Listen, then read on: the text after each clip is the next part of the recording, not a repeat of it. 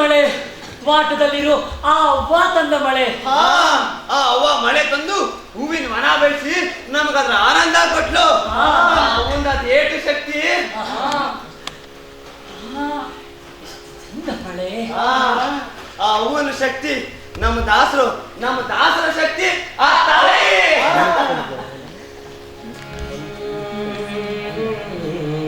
ಮಳೆ ಮಳೆ ಮಳೆ ಮಳೆ ಮಳೆ ಮಳೆ ಆರಪ್ಪರಿಸಿ ಸುರಿದಾಡೋ ಮಳೆ, ಆರಪ್ಪರಿಸಿ ಸುರಿದಾಡೋ ಮಳೆ. ಬನ್ನಿ, ಗುಡಿ ಒಳಗಡೆ ಬನ್ನಿ. ದಾಸರೇ, ಇದು ಅಂತಿಂತ ಮಳೆ ಅಲ್ಲ, ಇದು ಪುಣ್ಯದ ಮಳೆ. ಈ ಮಳೆ ಅಂದ್ರೆ ಪಾಪ ಎಲ್ಲ ಕಳೀತದೆ.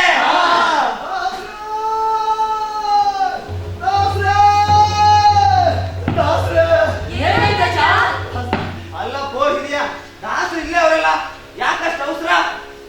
ಒದುಟಿ ಆ ತಾಯಿ. ನಾವೆಲ್ಲ ಆ ತಾಯಿ ಮಾತೇ ಆಡ್ತಿದ್ವಿ. ಆ ತಾಯಿ ಮಳೆ ತಂದು ವಾಟ ಮಾಡಿ ಹೂವಿನ ತಂಪೆರೆದವಳು, ನಮ್ಗೆಲ್ಲರಿಗೂ ಆನಂದ ಕೊಟ್ಟವಳು. ಹೌದ್ರಪ್ಪ, ಹೌದು, ಆನಂದ ಕೊಟ್ಟವಳು. ಈಗ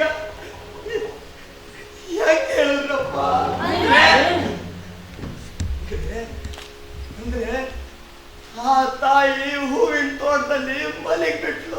ಏನಜ್ಜ, ಮಳೆ ಸುರುವಾಗ ತಾಯಿ ತೋಟದಲ್ಲಿ ಮಲಗಣತ್ತಿ? ಏನಪ್ಪ ಇದು? ರಾಮಧಾನ್ಯ ಚರಿತ್ರೆಯನ್ನ ಹೊತ್ತಿಗೆ ಎದೆ ಮೇಲೆ ಇಟ್ಕೊಂಡು ತನ್ನ ಗುರಿ ಸಾಧಿಸ್ಬಿಟ್ಲು. ಏನಜ್ಜ ನೀನು ಒಗಟು ಹೇಳ್ಬೇಡ, ಬಿಡಿಸಿ ಹೇಳು. ಏನಪ್ಪ? ಆಕೆ ದಾಸತ್ವದ ಮೋಕ್ಷ ಏರಿ ಹೋದರಪ್ಪ. ಶಿವ ಶಿವ.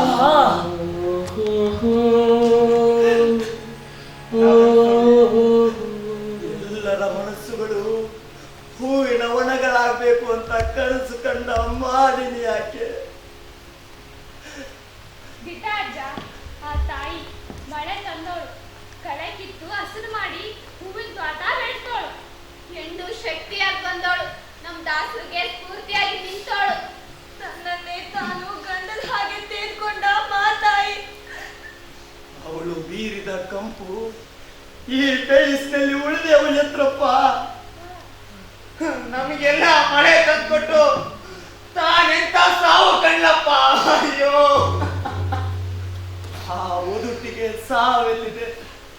ಅವಳು ಸಾವೇ ಇಲ್ಲದ ಹೂಗಳಲ್ಲಿ, ಅವುಗಳು ಬೀರೋ ಕಂಪಲ್ಲಿ ಸದಾ ನಲಿತಾಳೆ, ಕೋಗಿಲೆ ಆಗಿ ಹಾಡ್ತಾಳೆ. ಆ ಹಾಡುಗಳಲ್ಲಿ ಮಾನವನ ಪ್ರೀತಿ ಸಾರ್ತಾಳೆ. ಹೌದಪ್ಪ ಹಿರಿಯ, ಹೌದು, ನೀನ್ ಹೇಳಿದ್ ನಿಜಾನೇ. ಆಕೆಗೆ ಸಾವನ್ನೋದೇ ಇಲ್ಲ. ನಮ್ಮೆಲ್ಲರ ಮನೋಮಂಡಲವನ್ನ ಹೂವಿನ ಒಣವಾಗಿ ಮಾಡೋಕೆ ಹೊತ್ತಾಗಿ ನಡುಗೆಯಲ್ಲಿ ಆ ಸಂಗೀತ ನಿಮಗೆ ಕೇಳಿಸ್ತಾ ಇದೆಯಲ್ವಾ?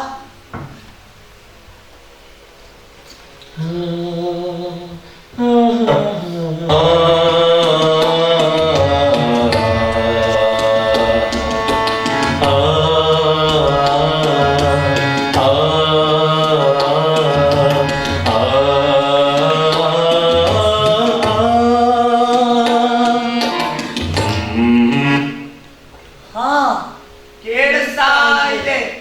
ಆ ಸಂಗೀತದೊಳಗೆ ಅದು ಎಂತ ಸೆಳೆತಾ ಐತೆ.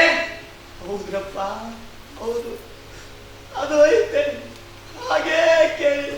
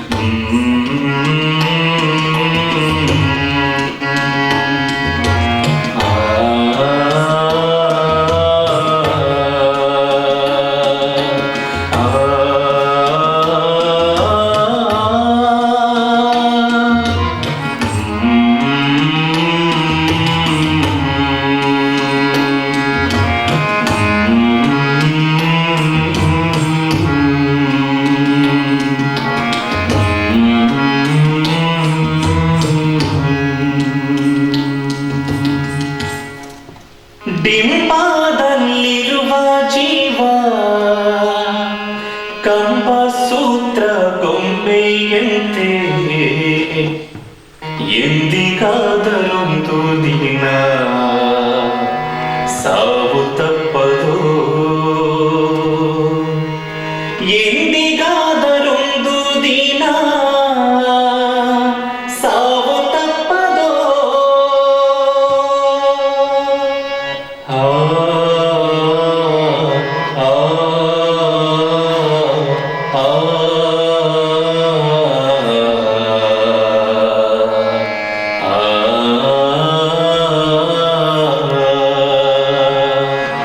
ಆ ನಿನ್ನ ನೀನೇ ತಿಳಿದು ನೋಡೆಲು, ಹೆಣ್ಣು ಹೊನ್ನು ಮಣ್ಣು ಮೂರು ನಿನ್ನದೇನಲೋ, ಅನ್ನದಿಂದ ಬಂದ ಕಾಮ ನಿನ್ನದೇನಲೋ, ಕರ್ಣದಿಂದ ಬರುವ ಘೋಷ ನಿನ್ನದೇನಲೋ, ನಿನ್ನ ಬಿಟ್ಟು ಪೋಪ ದೇಹ ನಿನ್ನದೇನಲೋ, ಕಾಲ ಕರ್ಮ ಶೀಲ ನೇಮ ನಿನ್ನದೇನಲೋ, ಜಾಲ ವಿದ್ಯೆ ಬಯಲ ಮಾಯೆ ನಿನ್ನದೇನಲೋ, ಕೀಲು ಜಡಿದ ತೊಗಲ ಗೊಂಬೆ ನಿನ್ನದೇನಲೋ, ಲೋಲ ಆದಿ ಕೇಶವರಾಯನ ಭಕ್ತನಾಗೆಲೋ, ಆ ಆ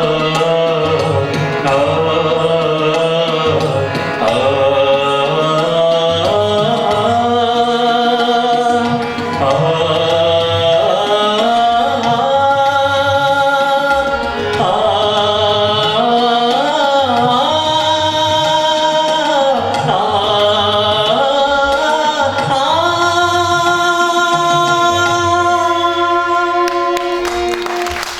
ಕಾಣಿಕೆ ಅವ್ರನ್ನೆಲ್ಲ ಪರಿಚಯ ಮಾಡ್ಕೊಳ್ತಾರೆ. 2 ನಿಮಿಷ ಇರಿ ದಯವಿಟ್ಟು. ಇವತ್ತು ನಮಗೆ ಒಂದು ಸದಾವಕಾಶ, ಈ ಕೃತಿಯನ್ನ ಅದ್ಭುತವಾದ ಪ್ರೇಮ ಕಾವ್ಯ, ನಿಜವಾದ ಪ್ರೇಮ ಕಾವ್ಯ ಹೇಗಿರುತ್ತದೆ ಅನ್ನೋದನ್ನ, ನಿಜವಾದ ಪ್ರೀತಿ ಹೇಗಿರುತ್ತದೆ ಅನ್ನೋ ಒಂದು ಕಾವ್ಯವನ್ನು ರಚಿಸಿದಂತ ಕಾತಾ ಚಿಕ್ಕಣ್ಣವರು ಈ ಎಲ್ಲ ನಟ ನಟಿಯರ ಜೊತೆಗೆ ಬರಬೇಕು ದಯವಿಟ್ಟು ವೇದಿಕೆಗೆ. ಈ ನಾಟಕವನ್ನು ರಚಿಸಿದ ಕಾತಾ ಚಿಕ್ಕಣ್ಣನವರು. ಹಾಗೆಯೇ ಹರಪನಹಳ್ಳಿಯಿಂದ ಈ ಸಮಸ್ತರು ತಂಡದ ಪ್ರಮುಖ ಇಂದಿನ ಪೋಷಕರಾದಂಥ ಗುಂಡಗತ್ತಿ ಅಂಜನಪ್ಪನವರು ಬಂದರೆ ಅವರನ್ನು ವೇದಿಕೆಗೆ ಆಹ್ವಾನಿಸುತ್ತೇವೆ.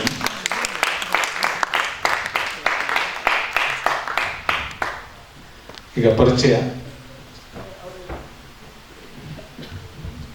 ನಮಸ್ಕಾರ, ನನ್ನ ಹೆಸರು ಧರ್ಮರಾಜ್ ಗೋನಾಳು.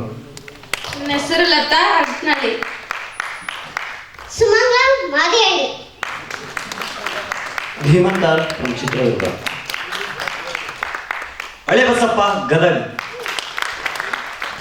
ಗಿರಿಜಾ ಹಿರೇಮಠ್. ಪರಶುರಾಮ್.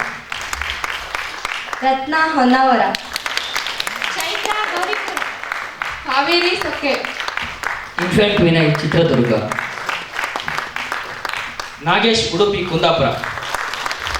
ರಾಮಚಂದ್ರ ಹಡ್ಪತ್ ಬೆಂಗಳೂರು. ಜಲೀಲ್ ಪಾಷಾ ಬುದ್ಧವಂತಿ ಬೆಂಗಳೂರು.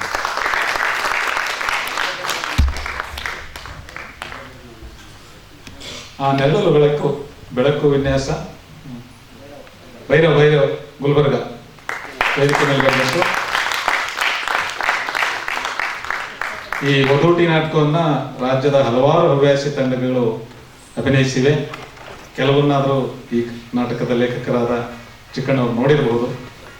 ಅದಕ್ಕೆ ಅವರ ಅನಿಸಿಕೆಯನ್ನ ನಮ್ಮ ಹುಡುಗರಿಗೆಲ್ಲ ಸ್ಫೂರ್ತಿ ತುಂಬೋದಕ್ಕೆ ತುಂಬಾ ಎನರ್ಜೆಟಿಕ್ ಆಗಿ ತುಂಬಾ ಚೆನ್ನಾಗಿ ಅಭಿನಯಿಸಿದ್ರು. ಅವರ ಅಭಿಪ್ರಾಯವನ್ನು ಕೇಳೋಣ. ನಾಟಕ ನೋಡಿದಿರಿ. ಈಗ ನಾಟಕ ರಚನೆ ಮಾಡಿದ್ದು ನಾನು ಹೇಳ್ತು ಅಂದ್ರೆ ಬಹುಶಃ ಏನು ರಸಭಂಗ ಆದೀತು ಅಲ್ವಾ? ಹಾಗಾಗಿ ನೋಡೋಣ, ಅದನ್ನು ನಾವು ಮನಸ್ಸಿನಲ್ಲೇ ಇಟ್ಕೊಂಡು ಧ್ಯಾನ ಸ್ಥಿತಿಯಲ್ಲಿ ಇಟ್ಕೊಂಡು ಇರೋದು ಒಳ್ಳೆಯದು ಅಂತ ಹೇಳಿ ಅನ್ಕೋತೀನಿ ನಾಗರಾಜ್. ಆಮೇಲೆ ನಿಮಗೆ ತಂಡಕ್ಕೆ ಪರಶುರಾಮ್ ತುಂಬ ಚೆನ್ನಾಗಿ ಅಭಿನಯಿಸಿದ್ರಿ, ಖುಷಿ ಆಯಿತು. ಖುಷಿ ಆಗಲಿಲ್ಲ, ಸ್ವಲ್ಪ ದುಃಖ ಆಗ್ತಿತ್ತು. ಮನುಷ್ಯ ಕುಲ ಎಷ್ಟು ಮಟ್ಟಿಗೆ ಸಂಕಟದಲ್ಲಿ, ಒಬ್ಬರನ್ನೊಬ್ಬರು ಕಂಡ್ರೆ ಆಗೋದಿಲ್ಲ, ಒಂದು ರೀತಿಯ ಪರಸ್ಪರ ಅಪನಂಬಿಕೆಯಿಂದ ನಾವು ಬದುಕ್ತಾ ಇರುವಂಥ ಈ ಸ್ಥಿತಿಯಲ್ಲಿ ನಾವು ಸಾರಬೇಕಾಗಿರೋದೇನಪ್ಪ ಅಂದರೆ ಮನುಷ್ಯ ನಡುವಿನ ಸಂಬಂಧವನ್ನು ಒಂದು ರೀತಿಯ ಮೌಲ್ಯ ಮಾಡುವಂಥ ಕೆಲಸ ಮಾಡಬೇಕಾಗಿದೆ.